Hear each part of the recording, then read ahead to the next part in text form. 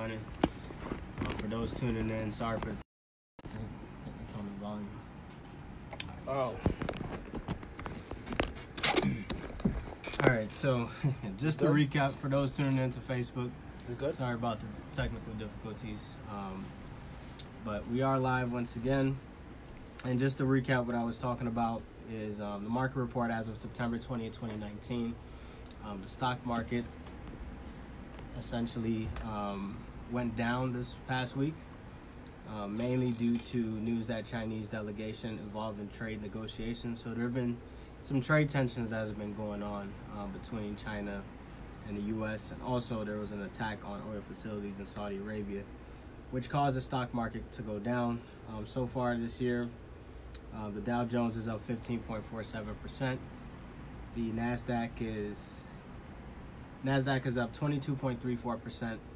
S&P 500 is up 19.36%. Russell 2000 is up 15.66%. Global Dow is up 12.02%. The Federal Reserve did reduce interest rates last week. So they cut interest rates by 25 basis points or 0.25%. So now the federal funds target rate is at 1.75% to 2%, which is a change of 50 basis points for the year, meaning that the Federal Reserve reduced interest rates by 50%. Or overall, so far this year, the Federal Reserve has reduced interest rates by 50%. And then 10-year treasuries are at 1.75%. So just something to keep in mind. Now let's get into the presentation. So taking ownership of your finances, this is something that I give. If you've been to any of my talks and things of that nature, this is something that I talk about a lot. It's one of my more popular presentations where a lot of people go to. I'm actually giving this to a homeless shelter on Wednesday, and which will focus more on budgeting, savings, and things of that nature.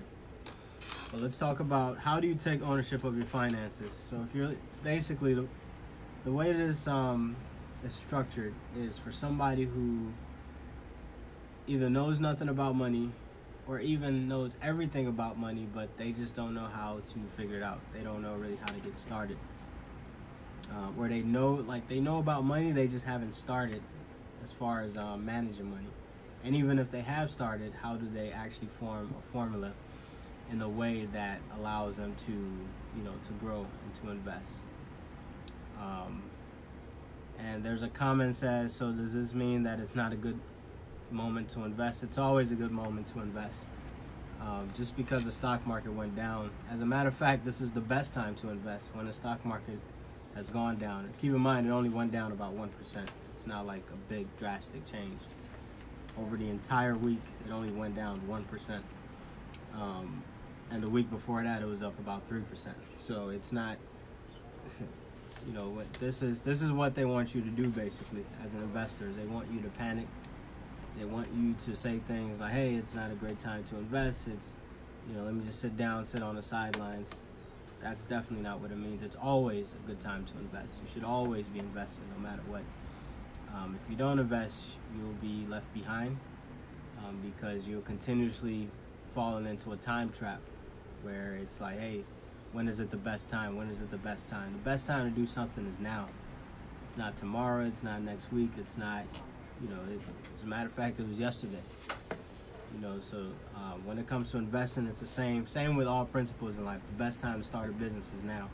The best time to do something you really feel like is right for you is now.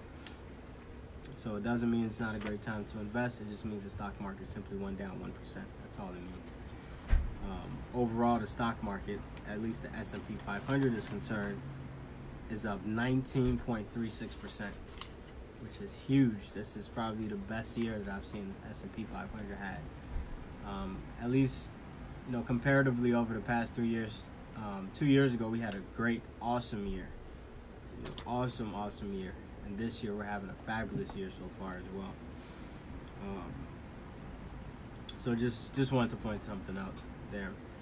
But really quickly, as we get into the presentation, I'll spend about, say, 30 minutes or so. We'll go to about 30. This presentation can last, I've seen it last 2 hours. I've even seen it last 3 hours. but I'll cut it into 30 minutes. So just very important to pay attention to some of the things that are about to be mentioned. So let's get right to it. The reason why I developed this presentation was because I found out that a lot of people don't know how to manage money. So when it comes to saving, investing, budgeting, a lot of people just don't know how to do these things. Good. And the reason why is because we weren't taught, we weren't taught this in school. We most likely weren't taught this by our parents. We weren't taught this by anybody. So if you feel like you're behind, quote unquote, financially, it's probably because nobody has taught you.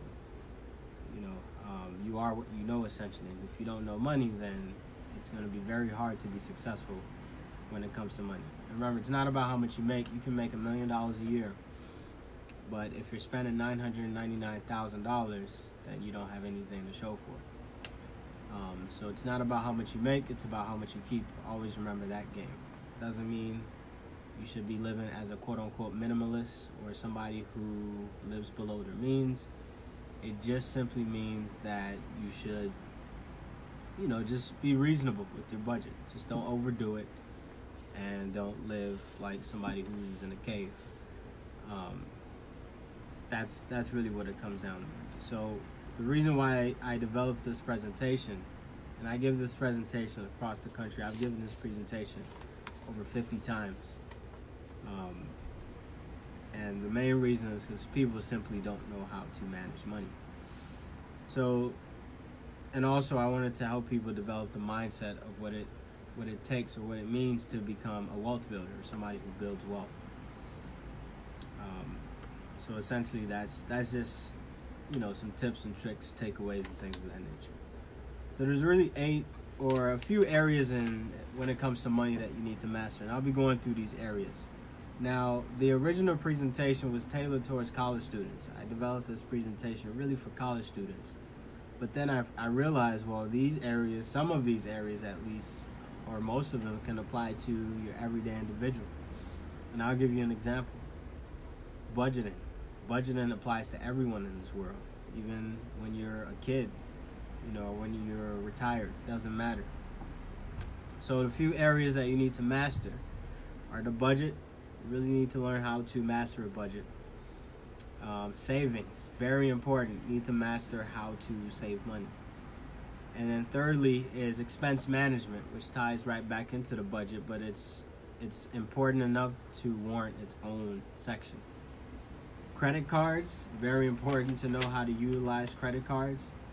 And then last but not least, investments. So there's really, let's see, 1, 2, 3, 4, 5. There's 5 areas. There's budgeting, saving, expense management, credit cards, and investments. Those are the 5 things that we'll be talking about today. So if you've mastered these 5 areas, you should be pretty successful when it comes to money. I mean, you shouldn't really have any issues. You shouldn't have any fears, anything that's holding you down or holding you back when it comes to money. So the first one is budgeting. You need to have a budget. Everybody needs a budget. Warren Buffett, one of the wealthiest men in the world, needs a budget. Everybody needs a budget. It's the first step to proper financial management. And with that being said, it's really the foundation. So what happens when you build a house that's not on a good foundation? It will crumble, it will fall down, and no matter how much pretty stuff you put in there, how many marbles, how many, granite, nice bathrooms, no matter what it is, if it doesn't have a good foundation, if it's built on landmines, for example, then it will always crumble to pieces. So without a budget, you don't have a foundation. Everything will fail eventually. It's the first step to proper financial management, and it's the blueprint for your financial future. The key to budgeting is to always have the future in mind. So you should be thinking like a futurist. How do I become better, now and in the future? It's very important to optimize cash flow. By optimizing doesn't mean you're maximizing cash flow, because to maximize cash flow means that you're basically focusing on making all the money in the world, which might not be necessary. I mean, it's nice to make money, trust me. Money is nice, but if that's all you're doing, then you might not have an actual life. And then it also means that you're trying to cut expenses as much as possible. That means you're living like a minimalist or somebody who's, frugal, they call it. Somebody who's living, quote unquote, below their means. And that's not the way to be living, in my opinion. You should be enjoying your money while you're alive, not necessarily when you're about to retire. And I always share the story of one that I heard when I was reading a book. Basically, a couple who worked all their lives. They were living like minimalists. They were, they were eating some of the worst foods. They were basically living so cheaply to the point where when they actually retired, the day after retirement, they actually passed away. I believe one died before the other, but they passed away because they thought they would now enjoy their money after retiring, instead of trying to enjoy at least some of it during, working life, whatever you want to call it, real world. There's so many fancy terms for these things nowadays. But ultimately, you should be enjoying your money while you're alive, while you're retired, no matter when it is.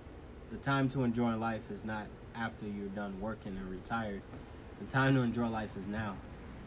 It doesn't mean you need all the money in the world, by the way. You just need to make sure that you know where you are financially. How do you know where you are financially?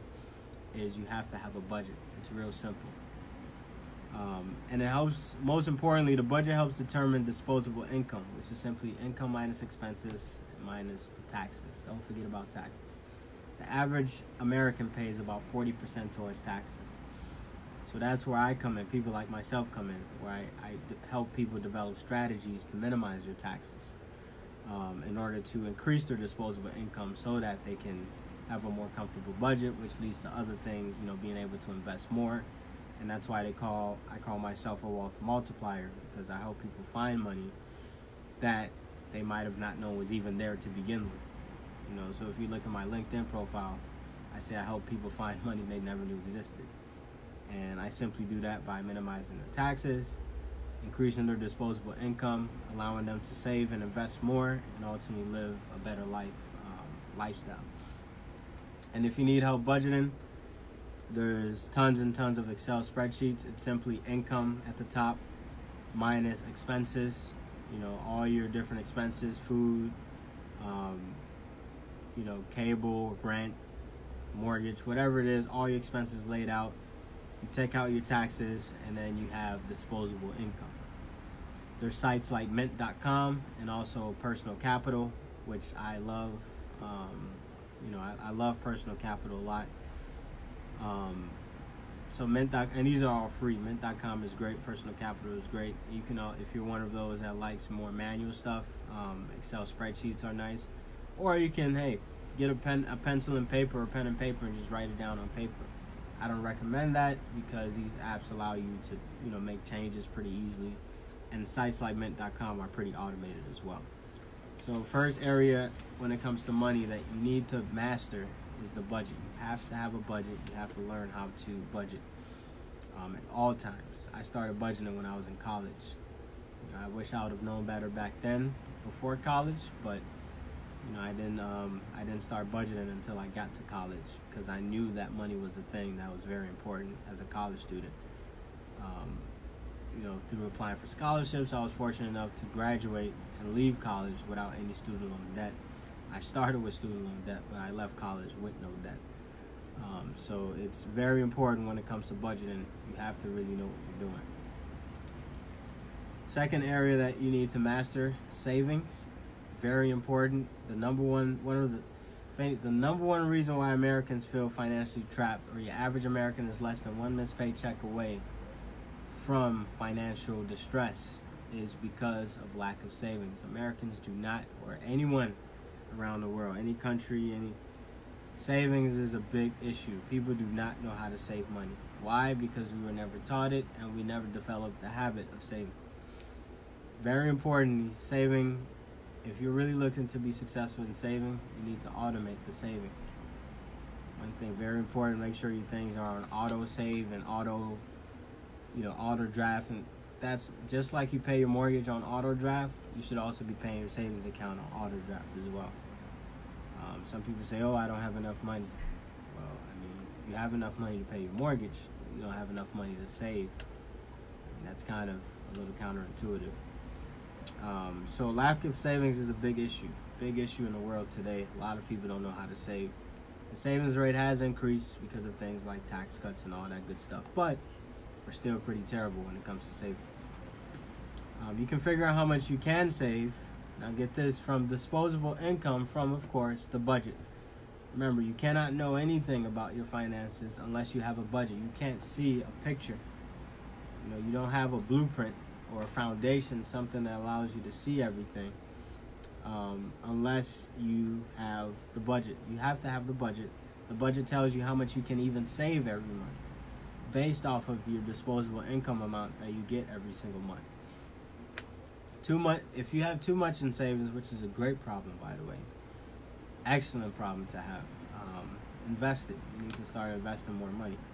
If you have too little in savings, increase your income or try to cut your expenses where you see necessary. And how do you know if it's too much or too little? You use the rule of thumb. Save 3 to 6 months worth. You should always, at all times, have 3 to 6 months, wherever it falls, it doesn't matter really, as long as you're between that ballpark. 3 to 6 months of expenses at all times. So if you, let's say your bills are $3,000 a month, then you should have at least $9,000 in the bank or somewhere where it's accessible at all times. Nowadays they have high interest rate savings accounts, which for a while they never really existed, but you can get 2%. I've even heard up to 3 or close to 3% savings, which is a pretty good savings. I mean, just for money laying in the bank that you don't have to do anything. You don't have to think, you don't have to invest it, you don't have to do anything, just lay it in the bank, and it's at least meeting or beating inflation. I mean, I think that's a pretty good thing to use. So if your money is sitting in a 0 or 1%, then highly consider moving it into one of these 2 to 3%. That way you're at least, you're earning double the money now. You were earning 0 to 1%, now you're about to earn 2 to 3%. And these sites include Ally Bank, Markets by Goldman Sachs. There's so many of them out there nowadays that the reason why they're happy to give you the 2 to 3%, because they turn around and take your money and make 8 to 9 or 10% off of that. So hey, they can do that all day, every day. It's just some of these banks are still a little greedy, and they don't want to give you the 2 to 3% that you quote unquote deserve. So have 3 to 6 months worth of expenses at all times, no matter what. That's how you get yourself prepared for a recession. That's how you get yourself prepared for losing a job or losing a big client. Is you have to have these things in place. If you don't, you'll be forced to take out from loans, credit cards, or you might end up in financial distress to the point where you become homeless or you become unable to provide financially. So it's very important to save money. It's not everything, but truly the people that have set themselves apart in life are those who had some money to their name. So the budget is extremely important. To me, it's probably the most important, but you really need to learn how to save money. And remember, you get this number, this 3 to 6 months of expenses number from your budget. So once you have your budget, once you know how much total expenses you have, take that number, multiply by 3. And if you have a full-time job and you're a pretty consistent career, 3 months is pretty good. If your career is a little more, juggled or you move around a lot, then maybe go towards 6. So it depends on stability, how quickly it is to replace your income. Remember, I would say you should have at least 2 months in the bank at all times. Like, just have at least 2 months in the bank that's liquid. You can go there, the next day, the next second, and get the money. But I would say the other months, it's fine to have a very small portion or so, in liquid or safe, quote unquote, safe investments, such as, I wouldn't say CDs or I would say more treasury bills, things that are very safe, and it's very rare for you to lose your money. It's fine to have it, but keep in mind they have to be liquid, something you can easily tap into. And then if you have available credit, it's better to have credit than to not have it, or it's better to have available credit than to not have it. So if you have credit cards that have 0 balances on them, keep them. Nothing wrong with keeping them at zero. Maybe use it one time so it stays a little active and you don't get it shut down, but that also counts towards this quote-unquote emergency fund because it's easily accessible. It's something you can easily access if you needed the money. I would not recommend putting that as part of your 3 to 6 months, but it's money that is available, so you can if you want to, but I would say at least 2 months needs to be like literally money in the bank, money that you can easily get within a 24-hour time window. So it's very important to save money. A lot of people lack savings. The reason why is because they were never taught this. My advice is to have 3 to 6 months worth and then automate your savings. Automate it. When you receive a check, make sure that the portion that you've allocated towards savings goes first and foremost into a savings account before it even touches your checking account. So try to automate it. Your job, any employer allows you to divvy up the paycheck. If you're a small business owner, you're allowed to divvy up your money. You control it. So very important to save. I'm telling you, this is a lesson that I've learned personally. Is you have to have savings, money in the bank, because you never know what can happen. And then expense management, very important to keep your expenses optimal. Remember, we're not living below our means. We're not eating ramen noodles when we're making $100,000 a year.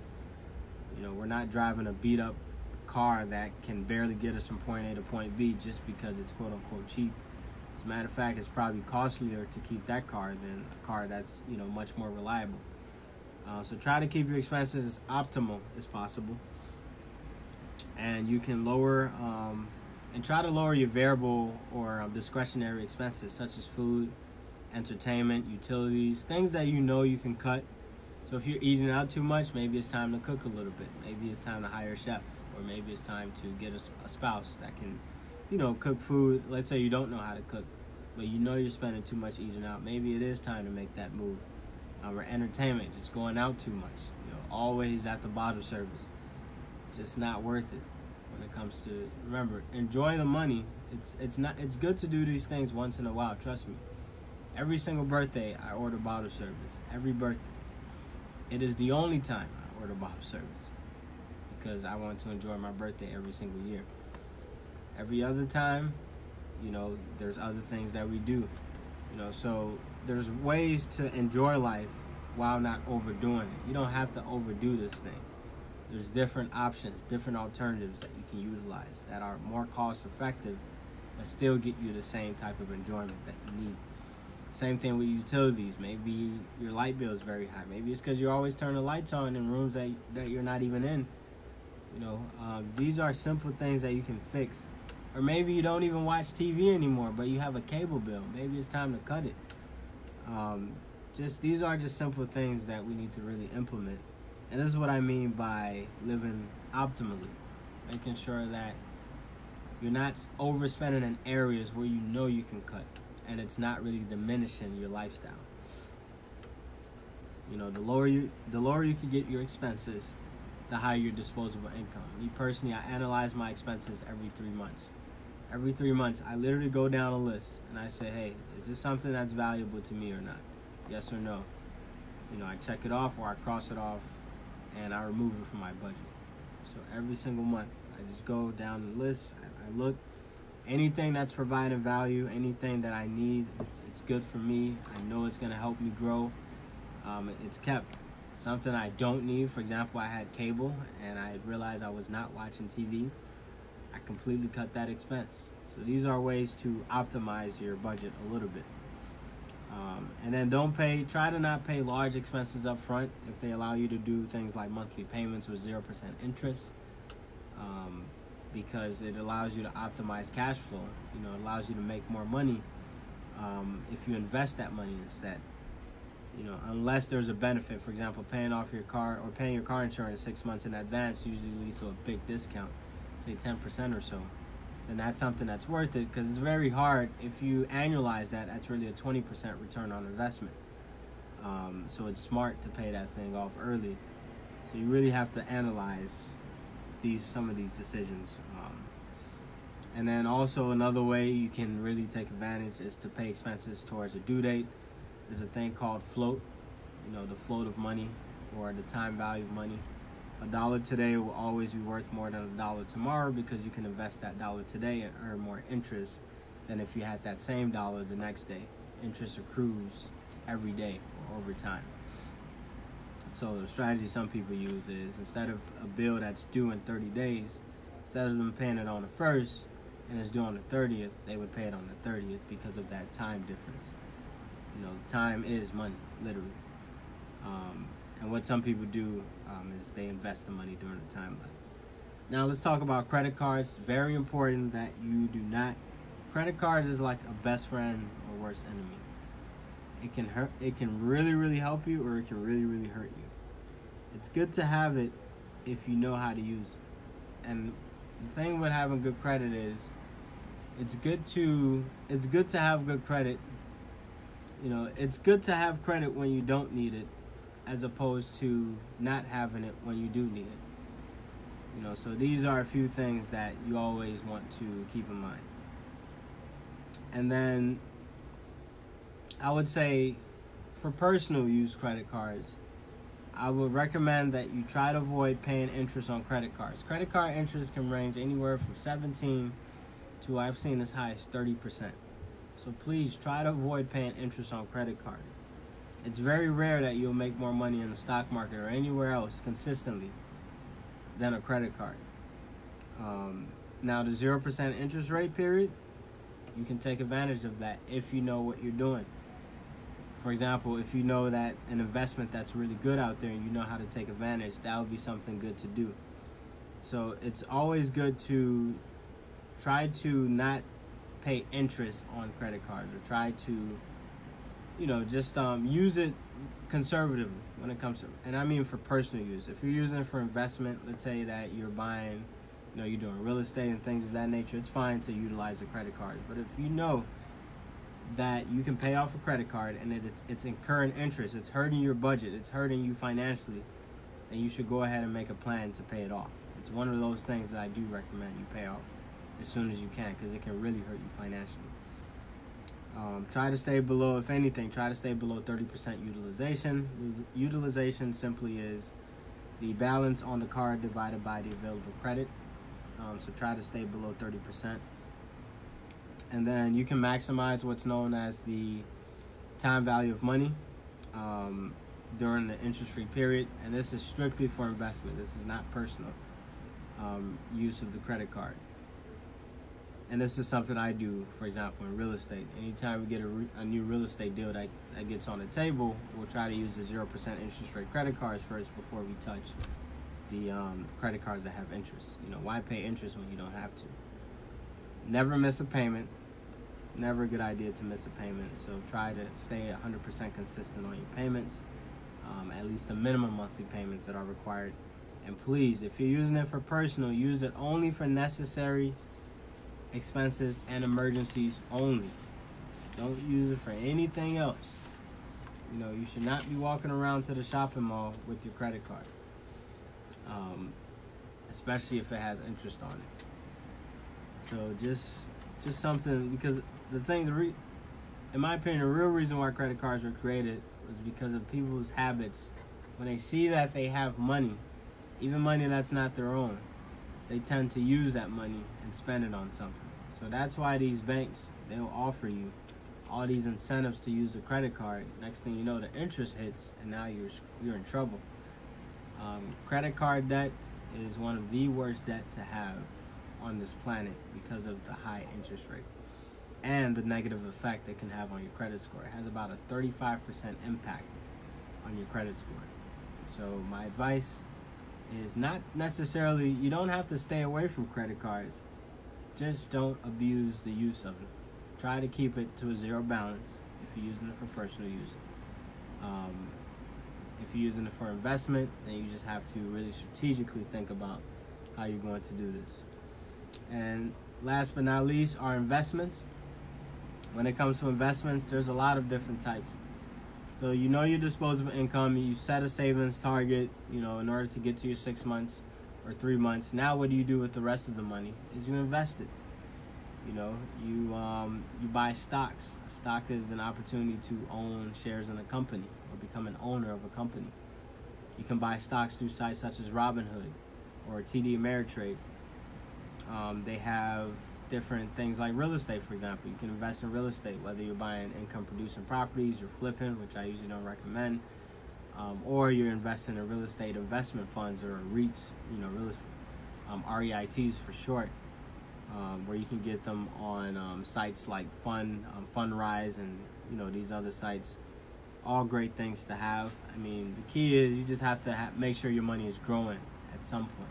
Make sure it's growing. I try to invest. What I recommend for people who are starting to invest is to try to invest through retirement accounts first. So a Roth IRA or a health savings account, great options because of the tax benefits and the legal protection that they come with. So before you buy a stock, it might be wise to buy it through your Roth IRA account because it gives you that extra boost that you need. Health savings account, the same thing. It's only for health expenses, but we know for a fact that as we get older, our health tends to deteriorate. So it's probably best to set ourselves up for success by having something like a health savings account. I usually recommend this as something that you take advantage of in the future, not necessarily now. There's a lot of things. You're able to buy cars and rent them out to people. Peer-to-peer car rentals. Sites like Lending Club, the ability to borrow money or lend money to people and earn an interest rate on it. There's so many investments out there. So many permanent life insurance, annuities, bonds. There's so many out there. Index funds, ETFs, exchange traded funds. So many out there. We have a specific segment for that one, so I won't go too in depth into it. But the point is really you have to master these areas of finances when it comes to life. It's the first is you have to have that foundation, which is the budget. The budget allows you to see what they call disposable income. Once you know your disposable income, you have to set a savings target. How do you set the target? You look at what's in the bank right now, and then you look at what your expenses are.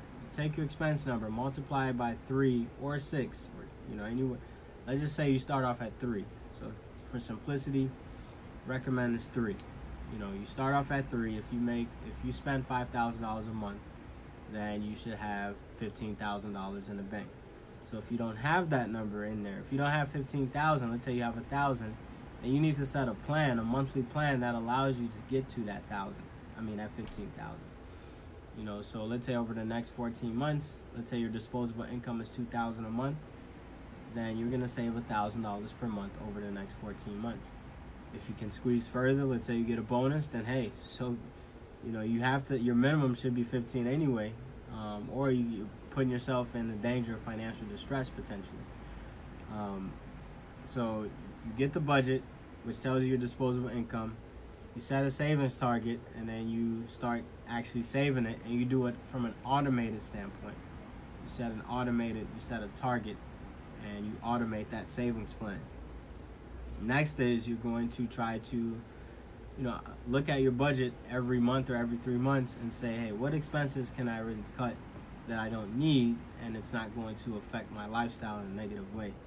And also, how do I increase my income? Maybe there's a side job. Maybe there's a business opportunity, something that can help me increase my income. That's also part of the budget, but overall, it didn't warrant enough or it wasn't a big enough in order to warrant its own section. But I think it's something important to mention.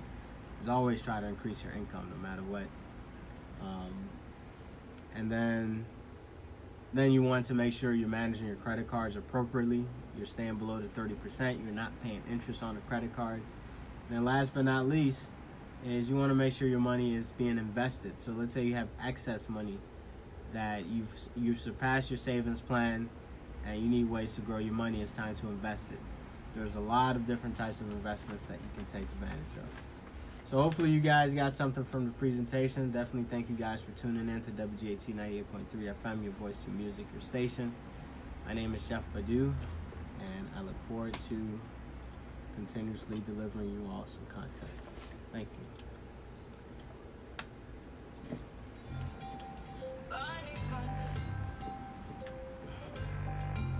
I bring that beat.